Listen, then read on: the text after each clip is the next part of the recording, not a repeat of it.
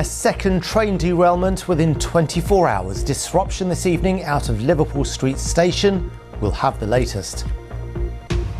Our fifth heatwave of the summer is due to end today, and it's not the end of the hot weather or risk of grass fires.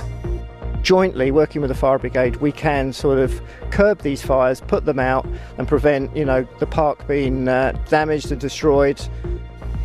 We'll find out how parks are coping as the water remains scarce. Also coming up, a blue plaque for a railway guard at Euston Station. His fight led to the end of open racial discrimination in the workplace. They're not just back, but they're thriving. We're at Hogsmill River in Surrey with the growing population of water voles and bringing a taste of the 1970s to the West End. We go behind the scenes as Abigail's party returns for 1 month only. Good evening. There's major disruption tonight after a train derailment in Essex, less than 24 hours after 2 people were seriously injured in a similar incident on a train out of London yesterday. It means that trains between London Liverpool Street Station and Southend Victoria are severely disrupted tonight. Our reporter Jessica Ewer sent this report from Liverpool Street Station. I'm here at Liverpool Street Station, where earlier this afternoon at 12 minutes past 2, a Greater Anglia passenger train travelling between here and Essex became derailed. Now, information at this time is still pretty scarce, but what we do know is that derailment happened in carriages towards the end of the train and that the carriage is still in an upright position. Essex Police, as well as paramedics and the fire service, are now on location at the derailment, and there are no reports of injuries at this time. Now, there's been some pretty major disruption to passenger travel from inside the station, as you can imagine. There are large swathes of people waiting for updates on their trains and to find out exactly how they can get back home. Liverpool Street Station serves large swathes of Essex and the east of the country. Now, Basildon Council have said that between 40 and 45 people were thought to be on board that train at the time that was London bound. We also know that investigators have been deployed to the scene to begin to gather evidence there. Network Rail have said they're working quickly to understand the situation and to provide assistance where needed. And the British Transport Police have said officers are also at the scene that is south of Wickford Railway Station in Essex, and have also confirmed that there are no reports of injuries at this time. So the takeaway is major disruption on a number of lines into and out of London, and the advice, as always, is to check before you travel. Jessica, you were reporting there. Now, this time yesterday, we were reporting on another derailment. A Southern Rail service from London Victoria to Eastbourne derailed near Lewes in Sussex. Well, one of the passengers on that train was Londoner Rachel Heath. She spoke to the BBC about what happened. So I had just put my laptop away as I was writing something, and then all of a sudden the train just started jumping, kind of like a seesaw. And that's kind of when I knew something was seriously wrong. And people were screaming, and there were lots of children on board. And then all of a sudden I was on the right side of the train. So we kind of went into the air and then landed on our side. And I fell from the table, clutching this table, trying to not fall any further. And then ended up falling onto the left side of the carriage, which was now the ground. And it was just terrible. I mean, I have this image in my head of looking around at the other passengers and just seeing this panic and pure fear in their eyes, and a woman crouched over her child, bleeding from her mouth, just sobbing. It was just incredibly harrowing and nothing like I've ever experienced. I really thought for a split second that was going to be it. I can't thank the emergency services enough. They were absolutely incredible, and I'm so grateful to not have any serious injuries, just one big bruise, but it's really miraculous. Rachel Heath there. OK, other news now, and our fifth heatwave of the summer should come to an end tonight. Tomorrow, temperatures will still be, but not at the 28 Celsius heatwave threshold. Nevertheless, it remains extremely dry, and the risk of grassland and other fires remains high. Barry Caffrey has been looking at the impact of the drought on London and the home counties. It has been an exceptionally busy and difficult week for London's fire brigade, with grass fires taking place across the capital over the past few weeks, including in Havering. It's a tinderbox ultimately, and as you can see the big trees behind, once the fire moves into them, and obviously in there is dark where the sun doesn't get to, so it's very dry, we're then dealing with flames that sometimes can be as high as those trees, which is really difficult, as you can imagine, for crews, especially in weather like this. It's tough, it's really tough for firefighters, and they do such a good job, you know, and sometimes they are the unsung heroes out there, and they work really hard. The Mayor of London says he's been working with the emergency services to ensure the capital is ready to deal with the extreme heat, wildfires and the increased demand on vital services. He's reminding people to call 999 if you see a wildfire and to follow the key advice from the fire brigade and the ambulance service on how to stay safe in the heat. Today, the government issued a temporary ban on the sale of disposable barbecues during the current heatwave conditions. People are being reminded on how to safely enjoy the parks and green spaces during the hot weather. Earlier today, the manager of Richmond Park spoke about the conditions there. You know, everything's just like a tinderbox at the moment, so we're concerned about fire. So that's our real focus, on communicating those sort of messages out to our visitors, to be, you know, do your cooking at home, don't do it in the park. Why bring a barbecue in the park and risk destroying the place that you've come to enjoy? In East London and Essex, hundreds of households have been without water after a series of bursts in South Woodford last weekend. The burst pipes affected about 10,000 homes. Thames Water said there were still some areas without water because of air trapped in the pipes. The company said its teams were working to clear the air and said it hoped supplies should be restored by tonight. Amber heat health alerts issued by the UK Health Security Agency remain in force until 10 o'clock tomorrow morning. It means there could be a significant impact across health and social care services.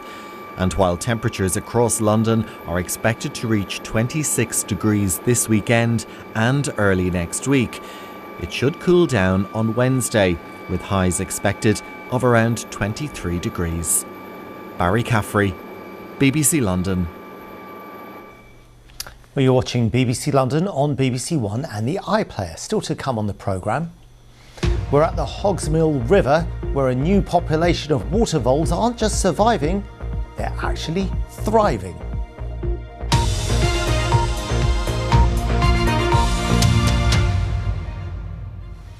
Let's take a look at some other news making the headlines in and around London today.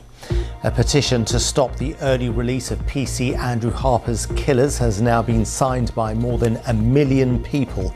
The police officer from Oxfordshire died in 2019 when he was dragged by a car as 3 young men fled the scene of a bike theft. 2 of them, who are convicted of manslaughter, could be released next year under plans to tackle prison overcrowding. Detectives investigating the death of a 75-year-old woman who died following a burglary at her house in Finsbury Park are appealing for witnesses. Paramedics treated her and an 81-year-old man at the scene on Tuesday before taking them to hospital. The woman died the next day. More than 1,500 London bus drivers took industrial action today, calling on their employers to do more to tackle hot weather working conditions. Dozens of bus routes in London and Essex didn't run as 8 bus garages were affected. Arriva London North says the well-being of staff and customers is top priority, and it is working to ensure that the right support is in place. And London's Charing Cross and Waterloo East stations will reopen on Monday. They've been closed for 3 weeks following engineering work. Improvements have been made to tracks, platforms and drains. However, a further closure is planned for a week on Sunday. London, 1966. And a black man working for British Railways applies for a transfer to nearby Euston Station.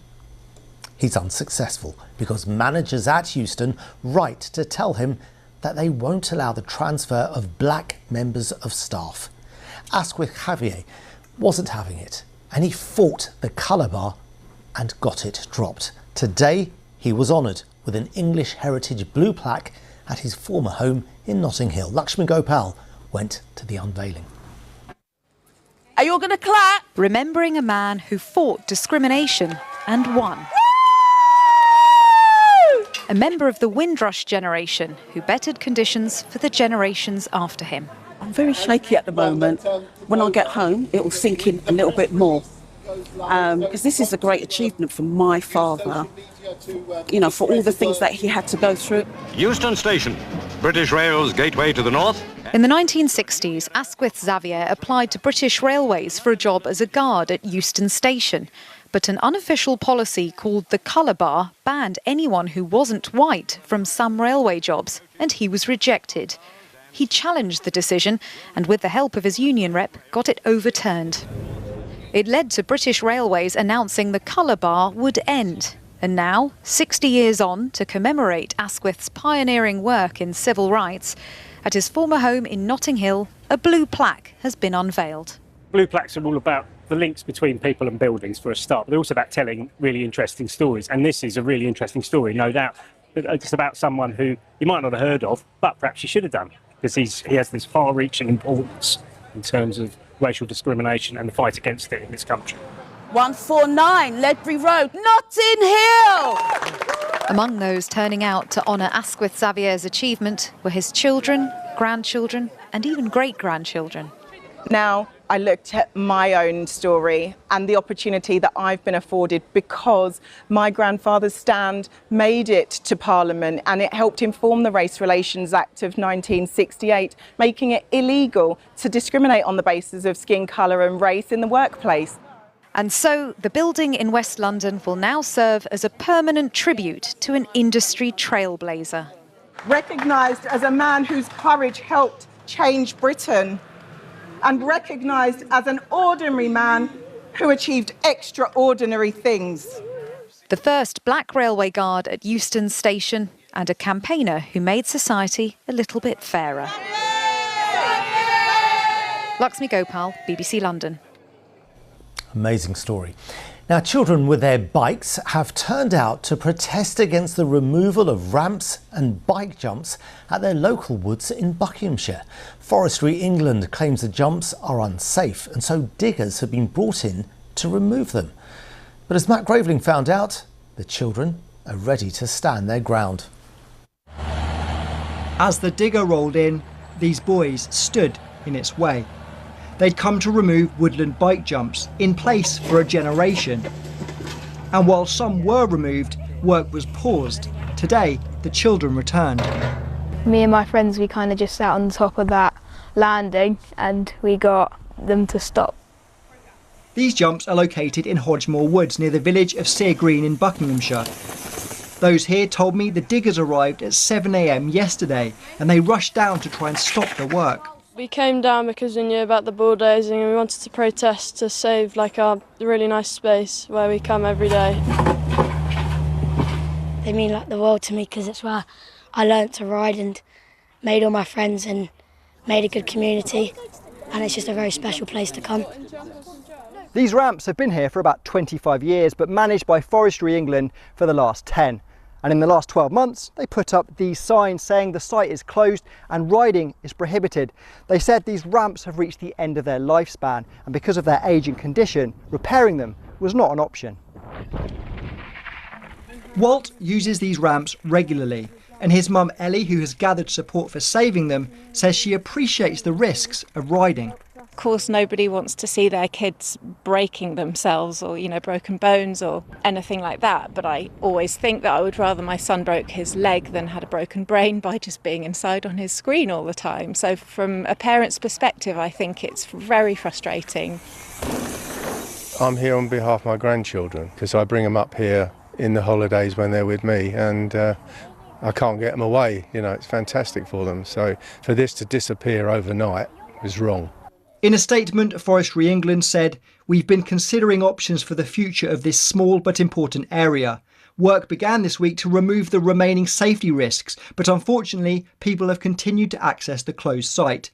Cyclists are welcome to use the bridleways and permissive horse trails at Hodgemore Woods, and we hope to share more information about our plans later this year." there's another sign in the future. I think you should ride at your own risk if the forestry think that it's unsafe. Matt Graveling, BBC London. Well, the time now is 6:47 on Friday, the 14th of August. Still to come on the programme. I'm Kevin Bishop. And I'm Tamsin Outhwaite. Join us later in the show to find out more about Abigail's party. At the Pinter Theatre.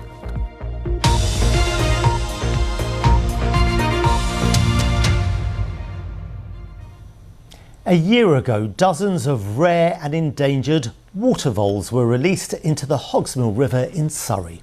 Now, there are signs that they've not only survived the year, but are actually thriving. And those signs which have got environmentalists so excited come in the form of water vole droppings. But it's all welcome, as the voles are good for the environment and good for nature. Here's Fiona Irving. Wading through the Hogsmill River, looking for signs of a rodent that just a year ago had disappeared from these parts. Yeah, so in here we've just got a water vole burrow. You can see it popping out the bank just here, along with all of their footprints around the outside showing that it's an active burrow. In July last year, 42 water vole were released into this Surrey chalk stream. Now all the evidence suggests the population is doing well. They're being spotted on camera traps, and the strongest indication that they've settled in their new home is the discovery of their poo. I spend an abnormal amount of time looking for poo. It's the easiest way to spot them. They're a boom and bust species, so that they occupy the bottom of the food chain. So you do expect around an 80% drop-off over the winter due to lack of food and things like this, but they always come back in the spring. But the amazing thing about this project is that we saw them on our camera traps all winter, which wasn't really expected, and they were growing and you could see different ones, so you knew that there were multiple water voles living there all winter. And then come the summer and the spring, we've seen baby water voles, and you can see the population growing and moving up and down, so just as we'd hoped for, basically. Water vole populations have been under threat from habitat loss and non-native mink, but a programme to get rid of mink in Surrey is now giving the water vole a fighting chance. What we've been doing is working with the Water Life Recovery Trust, and they've been installing these remote sensors that then attract the mink and trap them in there, and that stops them from breeding and spreading. They predate on about one animal per day, so by removing one mink from the ecosystem, you're then protecting all those species such as water voles. And after an absence of more than 2 decades from Surrey, conservationists say all the signs show that water voles have established themselves both upstream and downstream from the original release site. This is evidence of the water voles, one of their latrines here. You can see it's tic-tac shaped. Yeah, this is our main evidence. The iconic water vole, back thriving in Surrey. So that's what success looks like. Fiona Irving, BBC London. A bookseller who's given 50 years of his life to preserving and sharing black literature through his bookshop in Tottenham has called on the public to help save the huge collection for the future. Baba Pepukai has been collecting, distributing and promoting books by black authors since the 1970s. He says reading empowers people. Gemma O'Reilly went to meet him. 1 million books and 1 million ways of seeing the world. Baba Pepukai was one of the first distributors of black literature in the country. Why is it important to you to do this work? It's necessary. It's my duty. We have a responsibility to help ourselves, to do for self. And when it comes to telling our own story, that's our job. That's our responsibility. We don't leave that to others. The response has been overwhelming. We've demonstrated through this campaign the support, the need and the impact that books have on people's lives. Because we set a target of £75,000 and within 3 days we've gone 2/3 that target, unheard of before. And Baba's work has helped young black authors to get into the industry, something Tyrone feels is very important when it comes to education. I think just seeing different perspectives and different cultures and different ways of being in the world and different ways of interacting with the world. It just gives you, as a child or as an adult, such a more well-rounded view of society, of your own life, of other people's lives, and that can build community, it can build bridges, it can lead to a lot more harmony and understanding, and ultimately a better society. And he's dedicated his life to the work, and I think it's only right as a community we pour back into him now. Intelligence rules the world. Ignorance carries the burden. By reading, we arming ourselves, we educating ourselves, we gaining knowledge. Jem O'Reilly, BBC London. And since that was filmed, all the money has now been raised. Now, one of the 20th century's best loved plays is returning to the West End, but for 1 month only.